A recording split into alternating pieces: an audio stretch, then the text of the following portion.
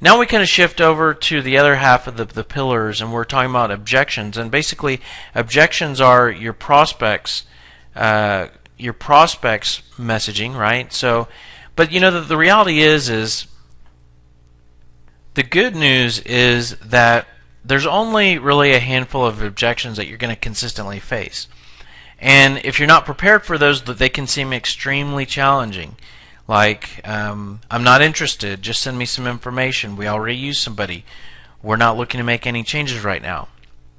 But you can actually, if you develop in your messaging responses for those objections, you can greatly improve your results because you're going to face those all the time. And so you might say, well, I understand we need to kind of maybe prepare for those, but how do you respond to those? Because those are pretty tricky. Well, we actually have a recommended approach, and let's talk about what not to do. So the options you have is, one is comply, which is to give in. So they say, I'm not interested. You say, okay, I'm sorry. Of course, you need to give in at some point, but we say try 2 or 3 other things before you give in. You could try to overcome, which is to change the prospect's mind. Extremely hard to do when you're prospecting. There's a time and place to try to overcome. That's when you actually get the meeting and you have enough time to work with to either build your case or really drill into why the prospect has that objection. Not enough time to do that when you're prospecting, at least over the phone or email or at an event, whatever. So the third option is to redirect or sort of deflect, be a better word. Deflect the objection into a related yet not directly addressing, not a direct area. So we redirect. Let me give you an example.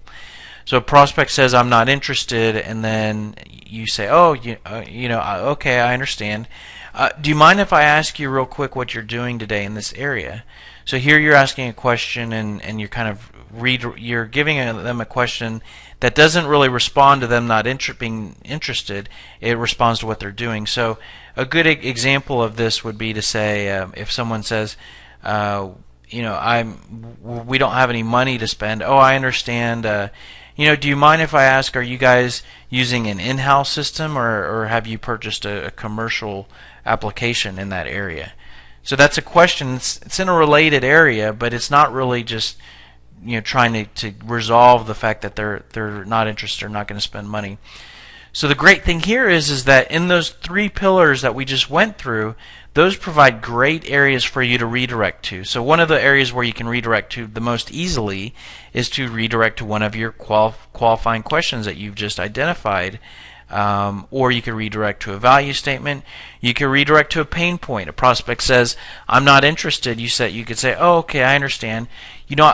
I talk to a lot of people like you in your role, and they sometimes say that they're often having errors in their orders.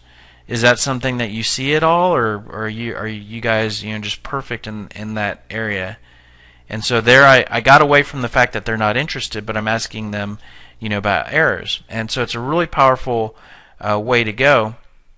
When you identify the different ways that you can respond, you build an objections map. It's basically a simple tool, 2 columns, 1 column the objection, the other column your response.